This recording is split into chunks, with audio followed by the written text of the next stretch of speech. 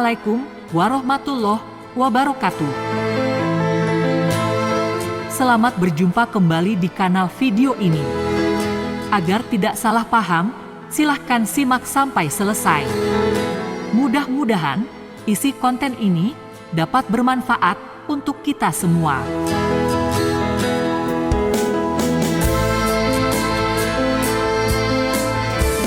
Sungguh tragis nasib nasab turunan Ba'alawi di Indonesia.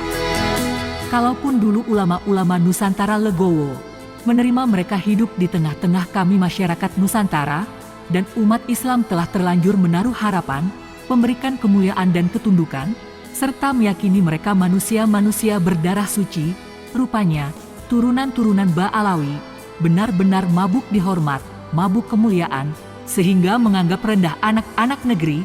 Mereka congkak melebihi kecongkakan iblis. Berdasarkan hasil penelusuran kaum santri dari berbagai sumber kitab-kitab salaf, dan setelah banyak mengamati kitab-kitab yang ditulis kaum Ba'alawi, serta memperhatikan tingkah laku turunan Ba'alawi di Indonesia, dari bagaimana mereka memalsukan sejarah, memalsukan makam para pahlawan, penjambretan nama-nama tokoh-tokoh pejuang Nusantara, doktrin-doktrin sesat, yang tak pernah lepas dari mulut mereka, mengatasnamakan keluarga Nabi. Maka kami berseru, wahai kalian Ba'alawi, jujurlah kalian atas nama Allah dan Rasul, pada darah suci Nabi kami yang kalian klaim mengalir dalam tubuh kalian.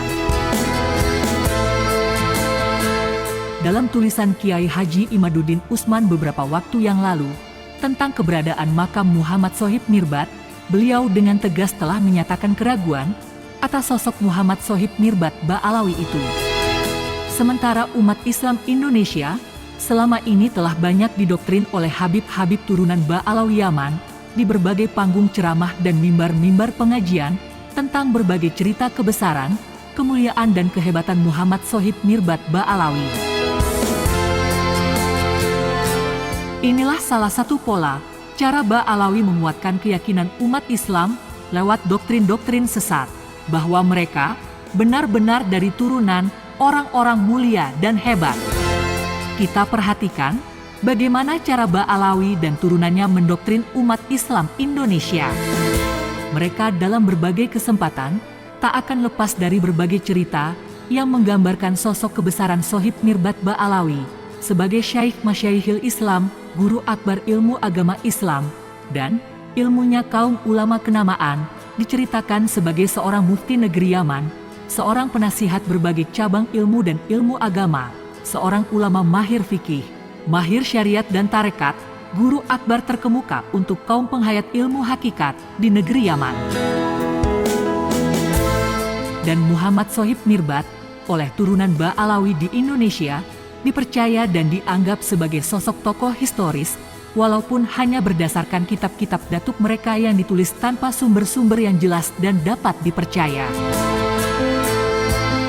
Dengan demikian, bukan hanya Kiai Haji Imaduddin Usman yang akan meragukan sosok Muhammad Sohib Mirbat, tentunya seluruh umat Islam pun yang mau berpikir logis dalam menyikapi cerita-cerita kebesaran Sohib Mirbat Ba'alawi sebagai tokoh fiktif yang tak pernah ada petunjuk apapun yang dapat membuktikan sosok keberadaan tokoh sesungguhnya.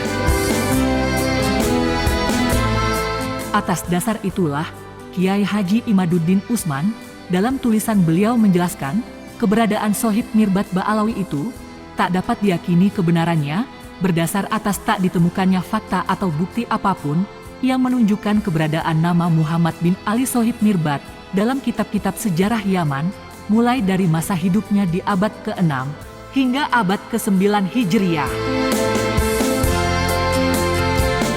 Bila Muhammad bin Ali Sohib Mirbat, ulama yang terkemuka memang benar-benar ada, yang merupakan ulama besar di suatu daerah atau tempat di Yaman bernama Mirbat. Muhammad bin Ali Al-Qolai merupakan tokoh besar yang hidup sezaman dengan tokoh fiktif Ba'alawi yang selalu dibesar-besarkan dan diagung-agungkan Ba'alawi, bernama Muhammad bin Ali Ba'alawi, yang dipanggil Sohib Mirbat itu. Mulanya, Kiai Haji Imaduddin memandang bahwa yang lebih pantas menyandang gelar Sohib Mirbat adalah sosok tokoh historis yang memang benar-benar ada Dia adalah Imam Al-Qolai karena sosoknya yang masyhur sebagai ulama besar, sebagai ahli fikih mazhab Syafi'i, dan pendapatnya banyak dikutip oleh ulama fikih muktabaroh seperti Imam Nawawi dan Imam Ibnu Hajar. Dalam kitab-kitab karangan mereka telah banyak mencatat namanya, terutama dalam kitab-kitab sejarah semacam kitab As-Suluk.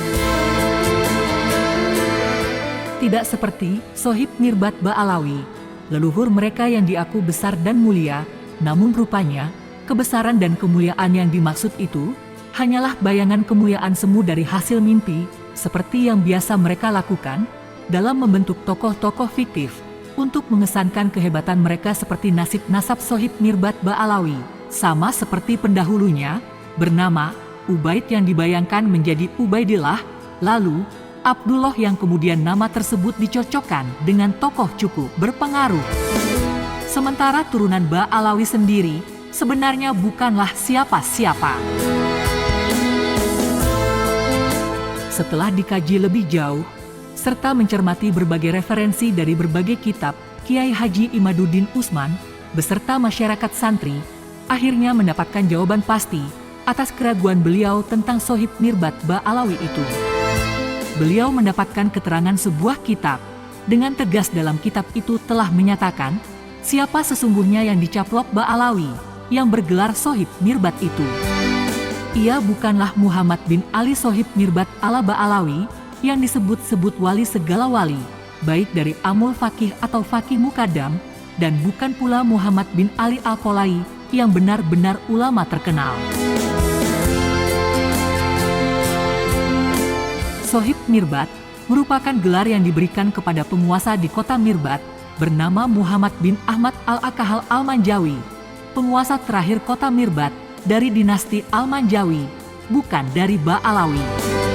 Muhammad Al-Akahal Sohib Mirbat, beliau disebut Al-Akahal karena selalu memakaikan celak di matanya atau karena matanya ada tanda hitam dari sejak lahir.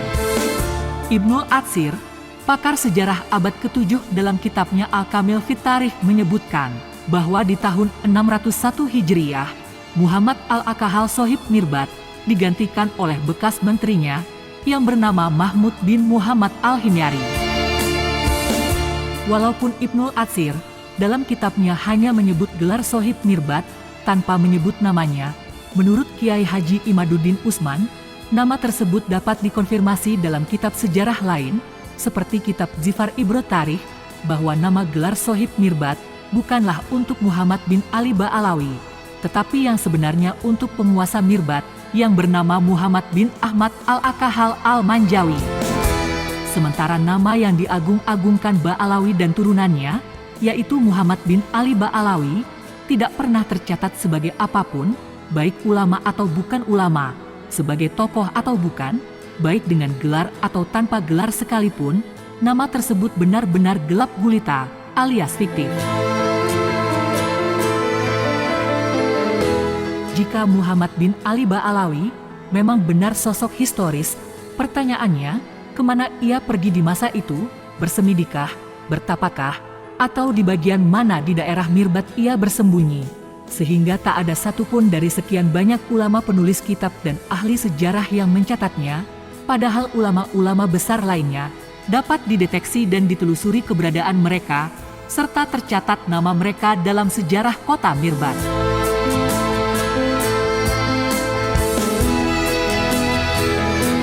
Kini kami berpikir bahwa kalian wahai Ba'alawi, selama ini kalian hanya memperalat kami untuk tujuan-tujuan tertentu kalian di negeri kami. Selama ini pula kalian telah membuat kami tak berdaya. Kalian telah membuat kami bodoh dan semakin bodoh. Otak-otak kami kalian racuni berbagai doktrin kesesatan nyata. Betapa kalian tidak berakhlak, betapa kalian manusia-manusia bejat tak beradab. Kami anak-anak negeri dibuat bodoh, dan kalian memanfaatkan kebodohan kami untuk melanggengkan kemuliaan yang kalian sandang penuh congkak. Saat ini, kami mulai mengerti bagaimana pola-pola kalian melemahkan kami. Kalian semua sama, persis seperti yang dilakukan moyang kalian dahulu mendapatkan kemuliaan dengan cara batil. Nasab suci Nabi yang kami bangga-bangga, tak membuat kalian takut akan laknat Nabi atas tipu daya saat memanipulasi nasab suci Nabi kami. Kalian tukar demi kemuliaan hidup di tengah-tengah komunitas umat Islam. Bagi kalian para muhibbin, bukalah mata hati kalian. Bacalah segala fenomena yang terjadi di negeri kita belakangan ini. Kaum Ba'alawi jelas dari pra-kemerdekaan hingga hari ini telah menyusun kekuatan untuk sebuah agenda-agenda terselubung yang mungkin tidak pernah kita baca selama ini. Menurut logika awam, dan bagi orang-orang yang membaca dan berpikir dan mencari kebenaran, kita pasti akan memahami siapa kelompok Ba'alawi yang sebenarnya. Melihat fenomena yang terjadi beberapa tahun belakangan ini, terutama pengaruh-pengaruh besar terhadap kehidupan kaum pribumi yang mulai terlihat berperilaku buruk, semua nyata-nyata diajarkan dan dipertontonkan oleh kelompok urban Yaman, baik dari kelompok Al-Irsyadi maupun kelompok Ba'alawi.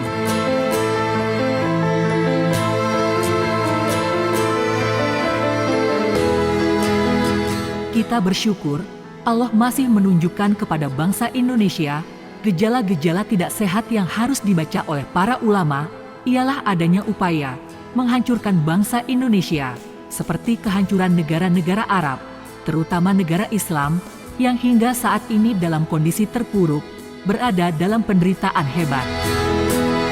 Fakta-fakta yang dapat kita baca dari keturunan Yaman non-Habib Ba'alawi, yaitu kelompok Al-Irsyadi, mereka ditengarai banyak membuat keonaran dan keresahan di tengah-tengah masyarakat.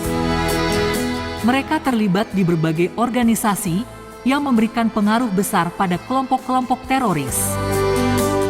Abu Bakar Ba'asyir dan kawan-kawannya dari kalangan Hadrami menjadi pembentuk Jamaah Islamiyah dan memimpin Majelis Mujahidin Indonesia sebagai sayap teroris sebelum berkembangnya ISIS di negeri Arab.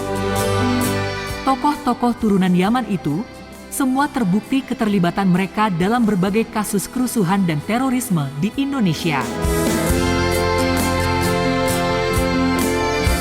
Terlihat jelas dalam kebangkitan politik identitas berbasis etnis dan gerakan populisme global. Menurut banyak pengamat, yang tergambar dalam kasus Pilkada Jakarta merupakan bagian dari perilaku elit orang-orang keturunan urban Yaman. Mereka semua tak peduli ketika dihadapkan pada persoalan keutuhan dan persatuan bangsa. Sementara kelompok Habib Ba'alawi yang menisbatkan diri sebagai keturunan darah suci Nabi mengkombinasikan gerakan-gerakan sunyi mereka bersama kelompok Al-Irsyadi seperti gerakan HTI dan FPI serta organisasi lainnya yang secara kasat mata mereka seperti warga NU lainnya. Namun mereka sejatinya menyebarkan faham-faham Wahabi Salafi lewat doktrin-doktrin takfiri, dibantu kelompok Wahabi lainnya, termasuk Saudi. Baru-baru ini, lagi-lagi ulah turunan urban Yaman, Hani Yahya Assegaf atau dengan nama samaran Hansa Gov, merupakan putra Yahya Assegaf yang mengaku sebagai pejabat BIN. Namun hingga kini belum bisa dibuktikan keanggotaannya di lembaga intelijen negara tersebut.